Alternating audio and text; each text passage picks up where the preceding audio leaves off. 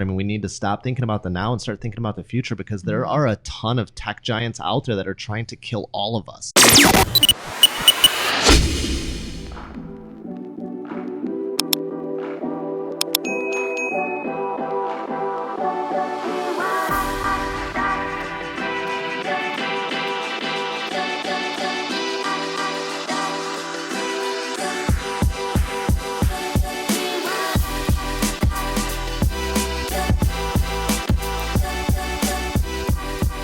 You are listening to the Michigan Real Estate Investor Network podcast, hashtag the network. This is episode 11, brought to you by greatlakespouredwalls. Hey everybody, welcome back to Michigan Real Estate Investor Network, hashtag the network.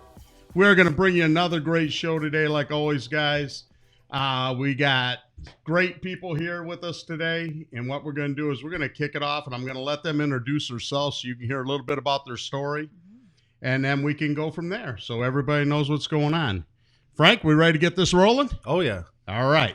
We will start off with you. Sure. All right. My name's Cara Kennedy. I'm a full-time civil engineer and transitioning into investing. I've been in my education phase for about 4 months. I've picked my specialty. I'm working with a partner to get a small multifamily home. So anything from a duplex to a quad in Oakland or Macomb, we're looking. And then I work with 2 other senior partners in the syndication field and just growing an investor network for projects like that. Oh, good. Yeah. All right. You, sir. Hey guys, my name's Chris Hubel, and I am the founder of a real estate team called Inked Michigan Realty. I got into real estate about 2.5 years ago, was a retail store manager for about 12 years. Got into real estate when I bought my first home because I went through the process, had a great agent, but I went through the process without really knowing what came next. And that inspired me to go about this in a different way, to go about this in a way where I could educate and inform my audience and my clients and help people go through this process well educated and informed so that they can make the best decision for them and their family. So about 1.5 years ago, I started my team, Inked Michigan Realty. And over the last 6 months or so, we've quickly grown to a team of 5. And we really specialize on the digital marketing side of things, doing videography, photography, Matterport, true 3D tours, and then really specialize in social media and producing content. Try to produce content at scale. So we try and do 3 to 5 videos a week, if not more, and just try and stand out and provide people education and give back more to our clients than what we're taking, because that's what it's really all about, is the people. It's not about the paycheck that ends up in my pocket. It's about helping someone through one of the largest transactions of their entire life and being able to do so with compassion and empathy. And I mean, when you function in a way like that, I mean, it really makes this career not a career at all, but something that I can truly go in and be passionate about day in and day out, and just help families, family after family, help them find their dream home, their forever home, and that's so rewarding to me. Great. That sounds great. Frank, introduce yourself. Frank Alcini, CPA, investor, a little bit of everything. A lot of you see me around, and been working with investors in different capacities for almost 20 years now. And that's me. That's you. Okay. And everybody, I've told my story many times. My name's Jeff Shipp. I'm a real estate investor locally here, do a lot in Detroit. But what we're going to do today is we're going to focus in on our 2 guests and Frank, and we're going to bring this around a little bit and try to get everybody a little bit of education on what's going on out there. Now, you're just starting out, Cara. You're just getting into it, right? Mm-hmm. Yep. And what do you do full time? You have a full time job, right? Yeah, I'm a civil engineer. So I come from a background. I did foundation engineering for years. Now I'm doing more road design work. And a lot of that involves project scoping and budgeting, managing projects, managing contractors, stuff like that. So it's a nice transition, like to go into real estate where in theory, a lot of what you do is management. So I'm looking to kind of branch out, and the theory of passive income, where the proportion of my dollar that I'm making is not reliant on my time, is what drew me to this industry. So that will. I mean, it's everybody dreams about getting out of their 9 to 5. Mm-hmm. Very few people truly chase it. It sounds like you're chasing it. with You're trying to- everything I am. Yeah. I mean, well, I've got a long commute, so I listen to podcasts every day. I heard okay. about the network, and, I'm just eating up everything I can, been reading books, and I've been education phase. So, I mean, I'm just learning about everything. I just started picking a niche. So now it's trying to hone in and find my project, find my specific areas, and grow. So let's pick up on that a little bit. You just said that you just picked your slot where you want to go. Right. And you're saying it's like small multifamilies to start with. You're not looking at single families really from what you're saying. Right. Yeah. I'm trying to do things where I can learn how to scale and also find something with a little bit more stability in the times of market ups and downs. So that's Okay. where multis have an interest to me. If I need to, I can house hack if I want to save money Yeah. on my own mortgage. If I need to rehab a unit, I could have a tenant living in one and I can rehab the other. So just something with a little bit more stability, and then just the time to manage one property, have one roof to fix, have one garage roof to replace, Yeah. is more appealing. So. Yeah, it just makes more sense when you look at it, especially if your end goal is to replace your income. When you look at the route you're going, it's like Yeah. it's a lot easier than single families. Yeah. A whole lot easier. Yeah. And Chris, you're a real estate agent. You have a team underneath you, Yes, sir. and you're actively out there. It sounds like the thing that I caught from your introduction there that I really liked. This is a passion, not just a job with you. This is a lifestyle that you're trying to create, which is that's what you want to hear. That's what makes it where you'll make it the long haul. Mm-hmm. Yeah, so I mean, like I said, I had a background of 12 years in retail management, and I thought I was content with that, and like that's what I was going to continue my whole life. I was just super young and naive, and then I had my first child. So I've got a 3-year-old. His name's Kit. And when we had our first child and I bought my first house, it was kind of like an eye opener. I really enjoyed the experience of going through the sales process. And like I said, I mean, my agent was great, but I felt like more education could have been involved. And I instantly, while going through the process, decided like that's what I was going to do. And I mean, I made the decision before closing on the house. Obviously, I did it smartly. I didn't quit my 9-to-5 job until after I closed on the house, but I started taking so I started taking my real estate courses. For anyone out there, don't do that. If you're planning on becoming an entrepreneur and switching career paths, make sure you close on your home loan first, because that could be a huge problem for you. But so I jumped into the classes immediately while I was still going through the home purchase. And then as soon as I closed on the house, I essentially was like, yo, boss, you got 2 weeks and I'm gone. Jumped in full time, which was terrifying. I mean, coming from a place where I had a certain salary, so I made X amount of dollars every 2 weeks, and jumping into something that is fully commission based was the most terrifying thing I've ever done, but also the most rewarding thing I've ever done. I mean, it allowed me to start building my own legacy, to start creating something for myself and for my family, and get out of that 9-to-5 that everyone's chasing. But it's more than just talk, guys. It's really about taking the action behind it. I mean, there's so many people out there that want to be an entrepreneur, but when it comes time to make that decision, they sit back and listen to more and more podcasts instead of taking action. So that's one of the biggest things I can say is just take action in it. And I mean, what I've built everything around is essentially caring about people. Like I've never been in this for the money. Like the first year I was in it, I tried following all of the methods that everyone tells you need to do. I mean, just cold call and you're going to make it. And like, I tried that, but like I could tell people hated it. So I spent a lot of money in the first year trying to figure out other ways that worked. I mean, it's 2019. It's the digital age. There's got to be something else out there. And I wasted a ton of money. And then I finally discovered kind of what worked for me. And while cold calling works for some people, we still do cold call. It's just kind of in a different way. So we call it circle prospecting. So it's from a place of help instead of just calling for sale by owners and chasing their listings. So we actually call around neighborhoods that we sold a house in. And the script essentially goes something like, hey, Mr. Jones, we sold a house over here at 123 Main Street. We were just reaching out to see if there's anything in the world that we can do for you. And I mean, that's really what it's about. It's not about chasing the next deal. It's about helping people. And the world tends to reward you when you approach life like that. Mm-hmm. So, I mean, that combined with the whole digital marketing side of things that we call it our Inked Intelligence marketing plan. I mean, that's really where we strive in, is just kind of taking real estate into the future. I mean, being the new look of real estate and not being the same old real estate agents or real estate team that you see across the world. I mean, we recently took on a listing where the seller fired their past client because he listed her home with very dimly lit photos that made the house just not show well at all. And it's like, it's 2019. The iPhone 11 exists. Like, buy it, take photos with it, and sell a house the right way. Like, it's not that difficult, but like, it's become the market we're in. I mean, being such a strong market,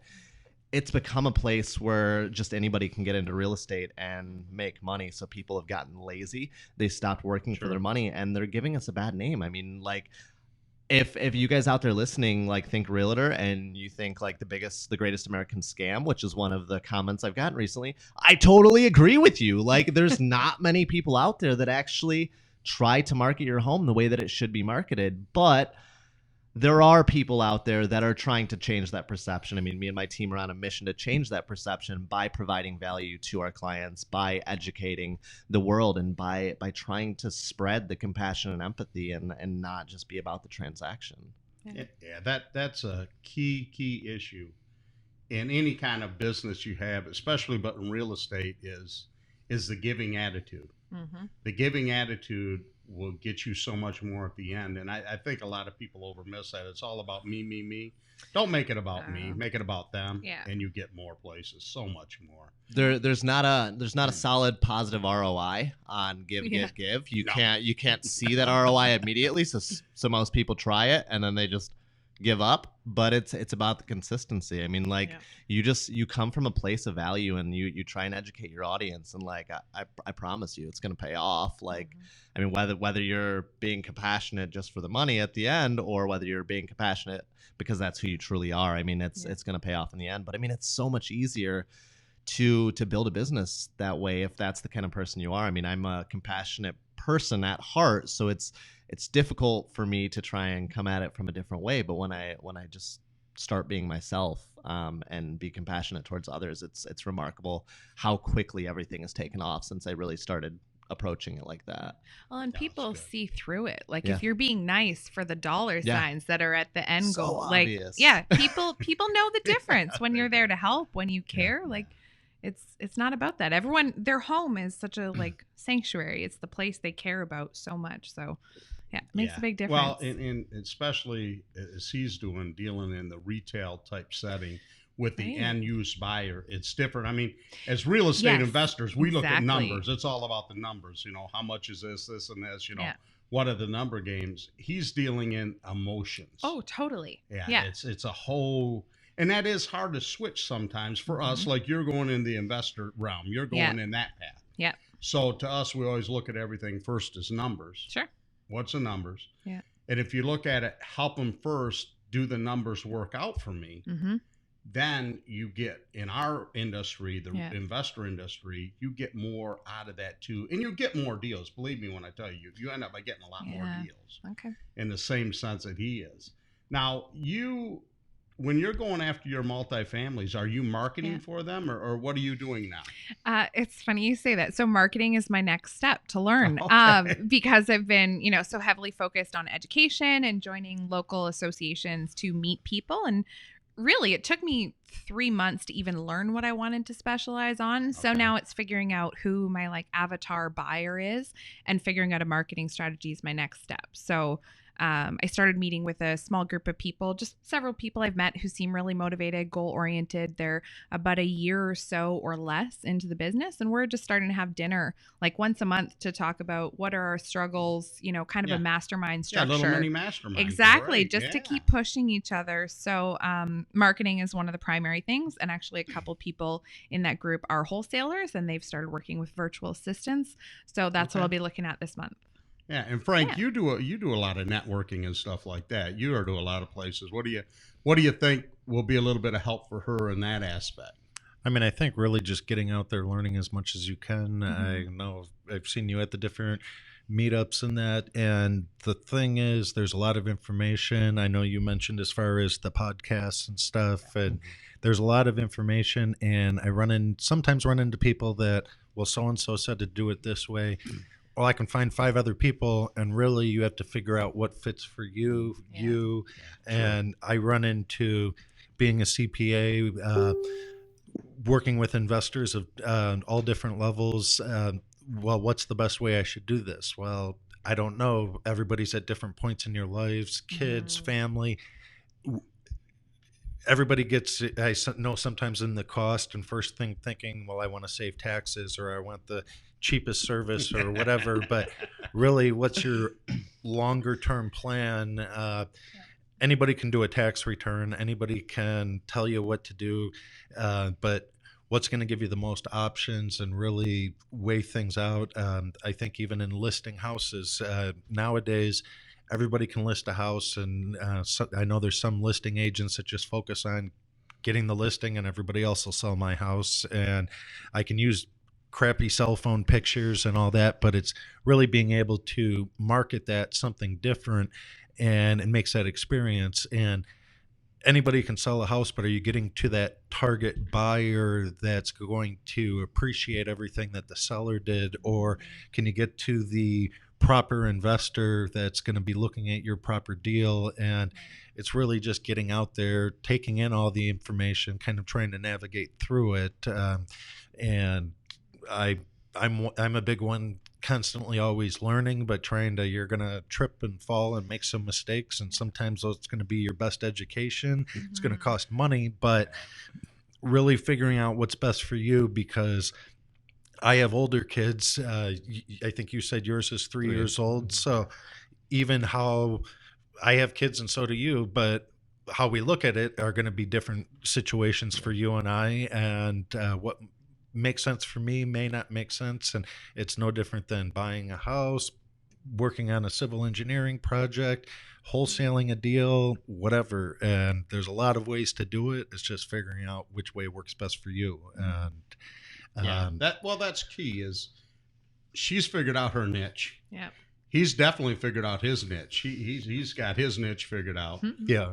You're doing a couple things. I'm doing a couple things. If you can figure out where you're going and master that particular realm, then expand to the next one. Figure it out. Get it down where you're really good. You don't have to be a master. Nobody's a master in the world anyways. But get really good at it. Then you go on to the next one. And then you figure it out. Because you said that you were looking at syndication too. You're kind of playing with that because you're in a multi-family realm. Yeah, it's kind of they kind of go together really a little bit. Yeah.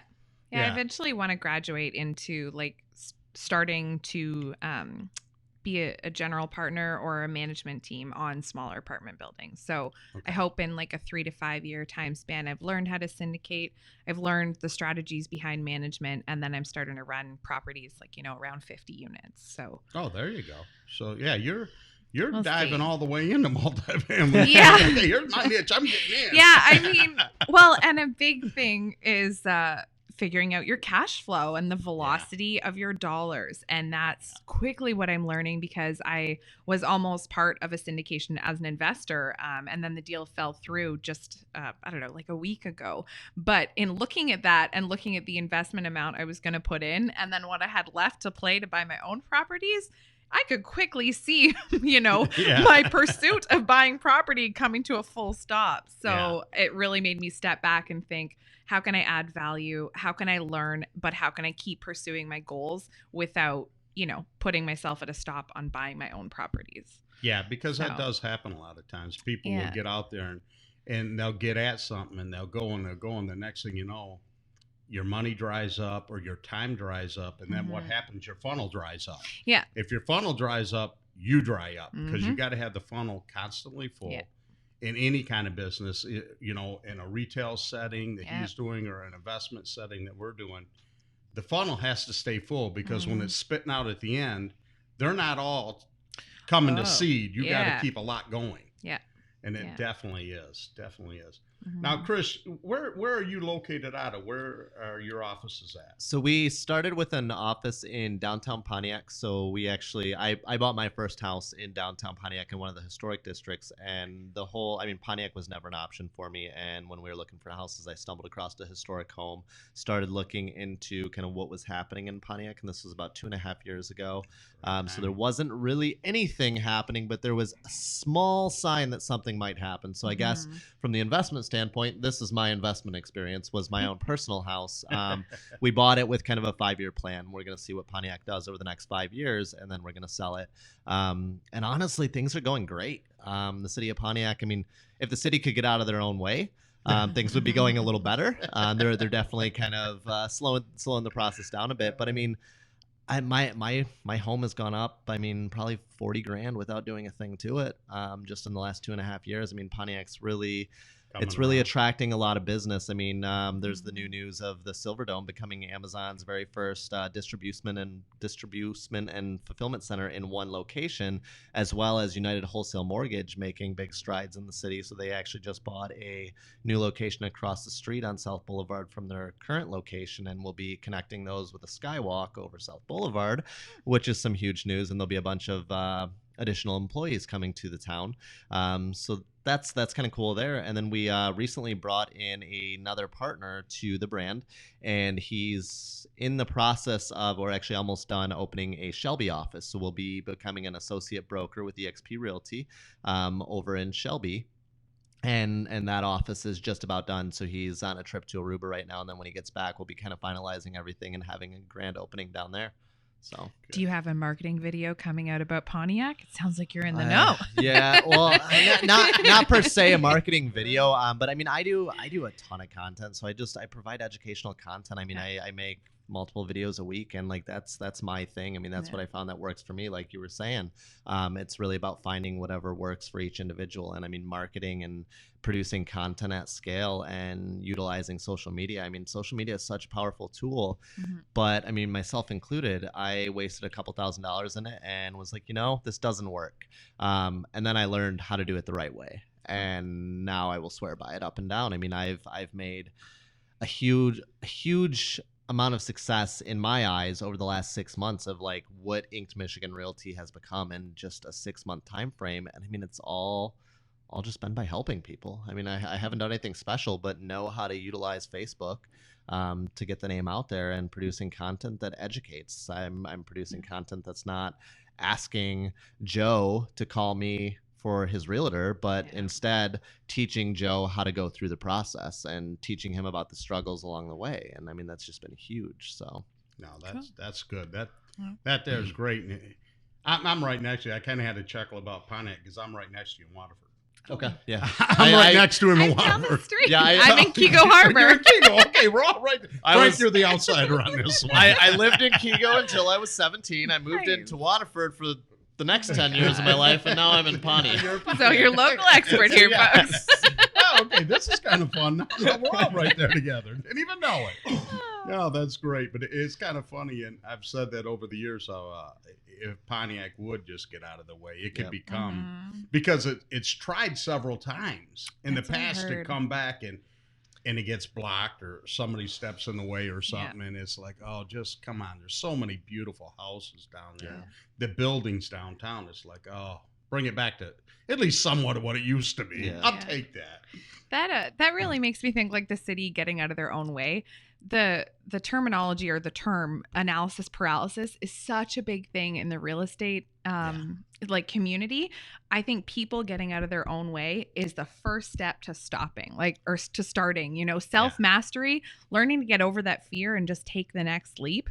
That's the biggest thing for me. I'm an action-oriented person, so it came naturally to me, but I've met people who've been in the education phase for 5 years, 3 years, and you just got to learn how to take the leap, I think. Yeah. Just step off the cliff.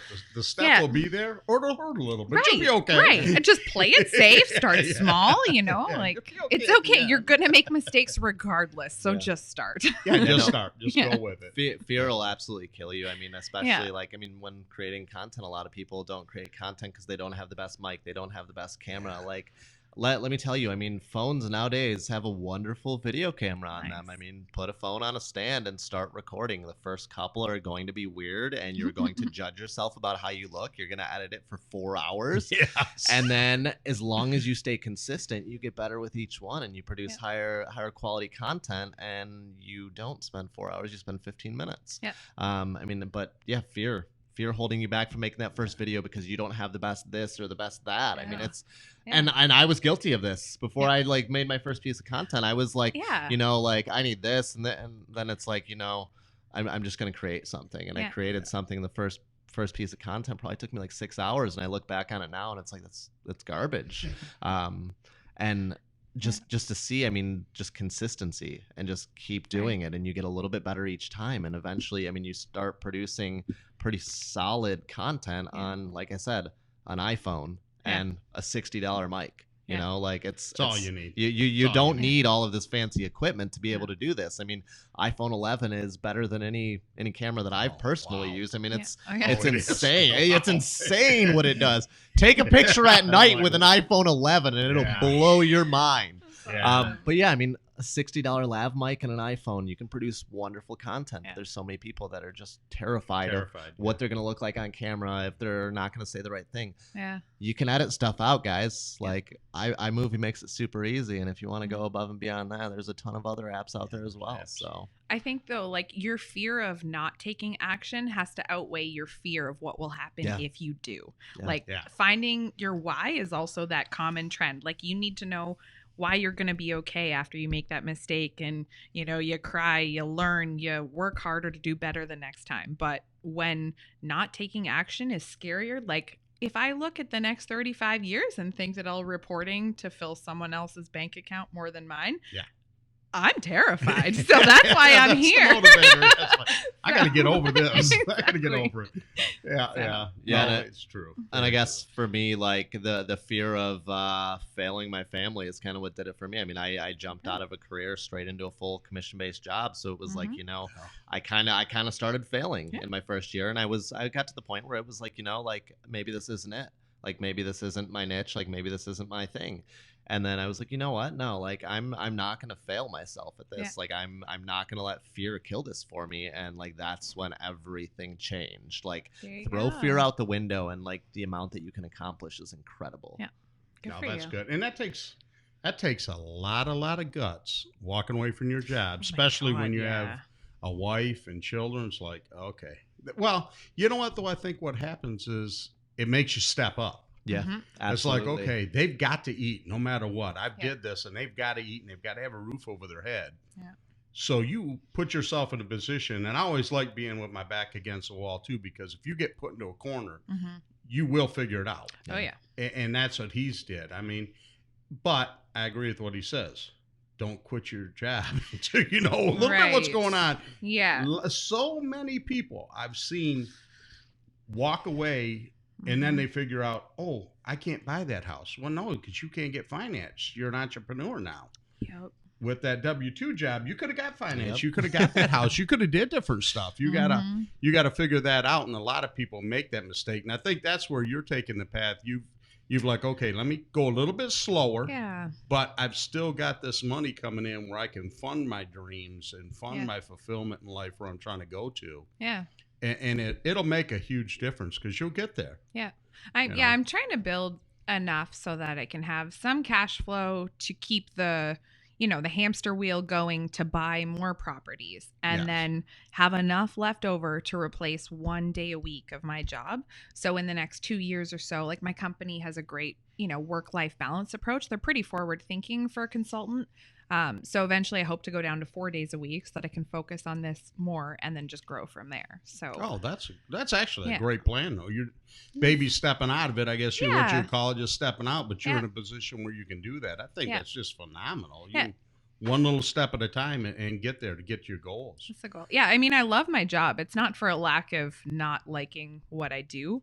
It's more the future, like the freedom. I don't have children yet, but it's in the plan in the next few years. And then, what if they have that little ballet recital or soccer game? There. Like, I want to be there. I'm volunteering for that school trip to the science center. Like, so no, that and with entrepreneurship, you can get to do that. I mean, it's like, okay, I can have my cake and eat it too, and you really can in life. Yeah, you can get there.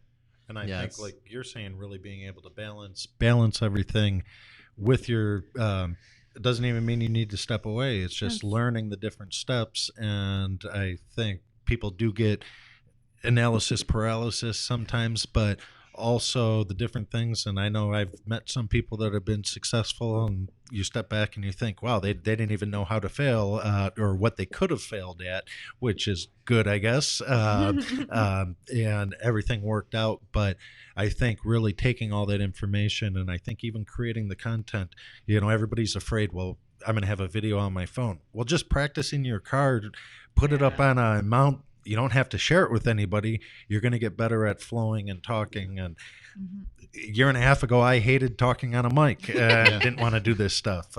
But the more that you do it and you think about it one-on-one, we go meet for coffee, we can exchange ideas. But those are the things that other people struggle with, and the same stuff when it comes to buying a house, whatever it may be. What questions and issues have you run into today? Great content, and you put a video out there for everybody. And I'm sure probably a lot of your stuff comes from just the real world interaction, and it's now just putting it down to the video and taking that step. It is. It is. Absolutely. And I mean, realistically, like, you can never run out of things to talk about. I mean, you run out of things to talk about what you talked about 3 months ago and just do it all over again. You're not going to say it the same. It's going to be a little different. I mean, if anybody listens to Gary Vee, everything he says is the same thing every day, just it's a new day, and he says it again. You know what I mean? Like, it's there's plenty to talk about. It's not any lack of content. I mean, it's you can talk about whatever's out there. I mean, you can use other people's blogs to get ideas, to generate ideas. You can talk about your day-to-day. I mean, what happened in real estate today for you. You can talk about an inspection that you had that went awry. I mean, there's so much to talk about. So it's not for lack of content that people aren't producing. No. It's just the fact that the analysis paralysis. I mean, that's all it is fear, so. Yeah. And nowadays you're talk about the same thing. I'll see people that I'll see a YouTube video and, here's one from a year ago and here's one now.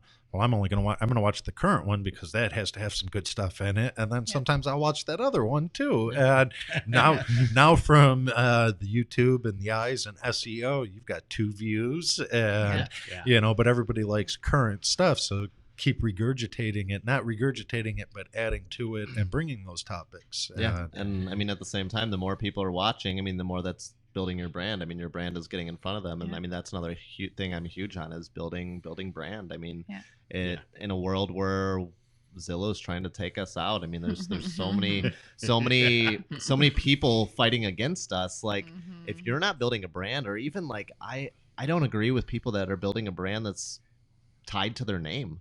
I don't think that's the smartest way to go either. I mean, people don't want to be a part of that. So what I found with like my team, the whole Inked Michigan Realty thing, is like everybody that's on our team like loves it and like truly enjoys being a part of the team, because like it's not Chris Hubel Realty. Like I'm not taking all the glory for this, and it's been able to, I mean, just bring me agents that like truly care about what we're doing. Like we just one of our new partners is the only one on the team now that doesn't have any tattoos. I mean, that's obviously where the name came from. I mean, I can't hide mine. So I was gonna live by it and build a brand around it. But we just got our first partner start of September that is a huge Macomb agent, and he doesn't have a tattoo at all. And to see how much that he's dove into this brand. I mean, he just got a custom neon sign made for the Shelby office that says "We just got inked." He's the one that's doing the entire like office over there, and it's beautiful. And he's just like tying in the inked brand everywhere. But he's the one of us that doesn't have a tattoo. But like everyone can feel a part of this brand, and like that's huge. I mean, that's something we need to do for the future. I mean, we need to stop thinking about the now and start thinking about the future, because there are a ton of tech giants out there that are trying to kill all of us. I mean, they're like sooner or later there's going to be very few real estate agents left because I mean technology's taken over. And if you're not able to build a brand and like build a name that sticks in the back of people's minds, then like what are you going to have left? Well, but you're going to stand out because you care. Yeah. It's about the people. Yeah. People. Like, It's People always first. about the people. Yeah. I mean, First. yeah. it's relationships over transactions. I mean, that's such Yeah. a great saying. So like, Totally. that's kind of, I follow a coach that like, that's his entire mindset is relationships over transactions. And it's Yeah. so powerful, so incredibly powerful when you think about the people first, like such a simple concept, but That is. people forget it. It'll make you successful in the long run. It truly will. It truly will. Build a community, not a business. Yeah. Build a community and bring them in, and you'll make it. Yeah, And I like that. now, didn't you have something to do or something going on with a big project in Detroit or something like that? The Bishop Mansion or something? Yeah, so my business partner, Antonio Rodriguez, he's got an out-of-state client in California that recently purchased the Bishop's Mansion. Well, this was in 2018, which made it the largest residential real estate transaction in Detroit for 2018.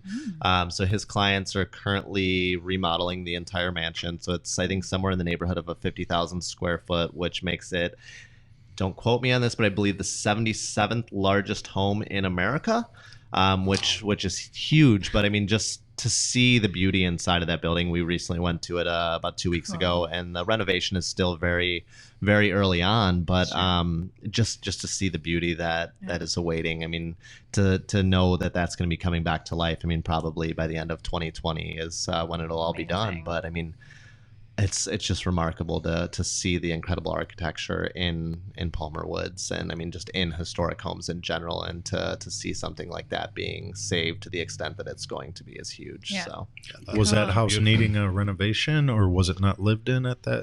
it was pretty outdated. So I mean they're kind of modernizing it without losing the historic character of it.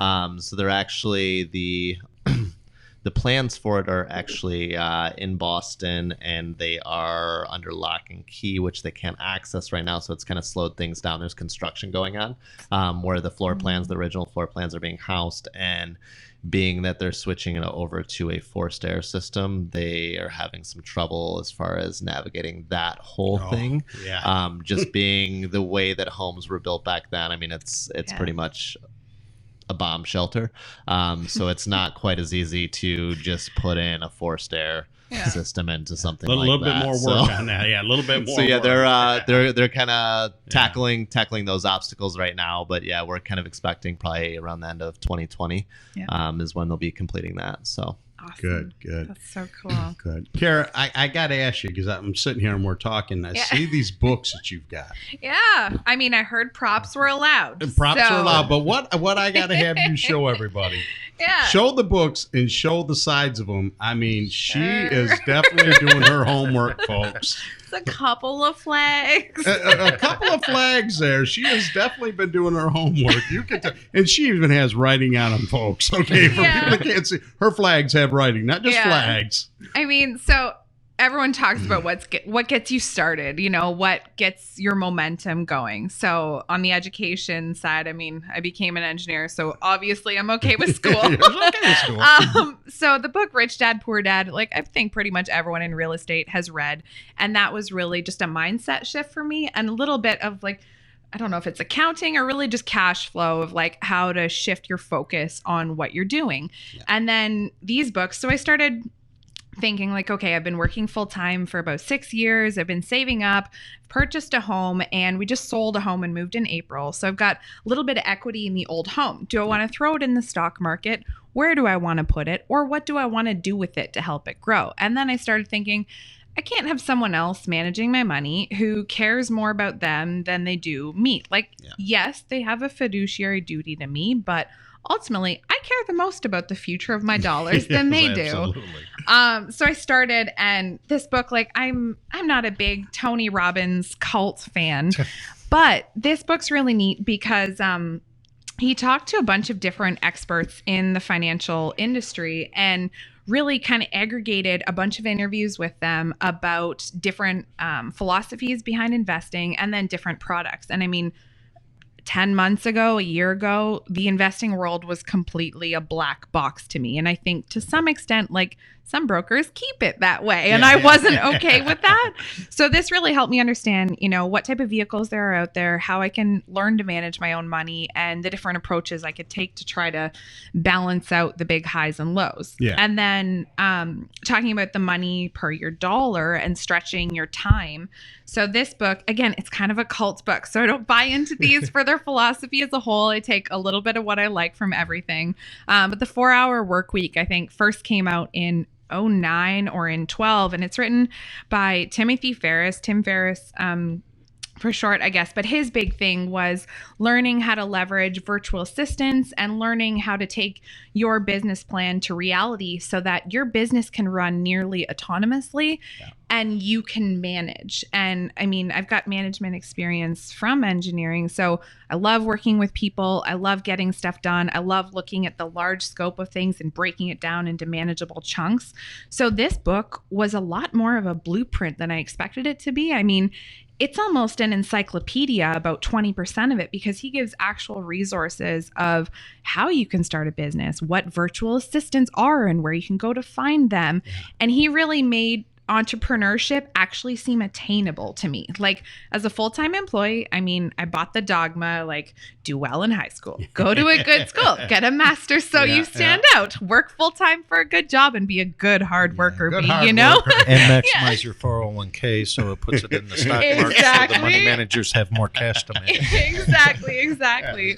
So entrepreneurship, like I was homeschooled actually until grade 5. So working independently, getting stuff done, and being accountable to myself is one of my strong suits. So this book actually made the leap into an entrepreneurship journey actually seem attainable. Yeah. So I don't know, it all just kind of grew from Rich Dad Poor Dad, which, by the way, I read when I was 21. So take it seriously if you're reading it now and don't wait like 8 to 10 years. And yeah, it just, I really like these. I like to read, I like to learn and take little bits of what works for my life. So these are two that really changed my mindset. Good for you. Good for you. All right, guys, we're getting ready to wrap this up today. This has been another phenomenal podcast. But what I want to do first is Chris, if anybody's looking to get a hold of you or need your services, what's the best way to get a hold of you? You can reach me, I mean, really whatever works best for you. So phone number is going to be 248-934-1938. But I mean, I'm about what works best for my clients. So I mean, you want to Instagram, DM me, Inked Michigan Realty. You want to Facebook message me, again, Inked Michigan Realty. You want to text me, text that number, call that number, email me at chris@inkedmichiganrealty.com. It's whatever's most convenient for my clients. So that's how you get a hold of me. There you go. Awesome. Cara, how about you? If people are looking to do business with you or want to help or want to learn? Great. So I'm Cara Kennedy. My first name is spelled Cara. I'm very active on Bigger Pockets, so you can find me there. And I'm on Facebook, the Michigan Real Estate Investor Network of Detroit, I think it is. There's a Facebook page there, so I'm getting active there as well. Thanks. There you go. Frank, how about you, buddy? Either give me a call, 586-805-1040, or look me up at my office, Frank at Schreiber Advisors in Troy, and or I can be reached at email, and go like my Facebook page, cpanerd.com. All right, guys, this has been another great episode from Michigan Real Estate Investor Network, hashtag the network. And look, here's what we got.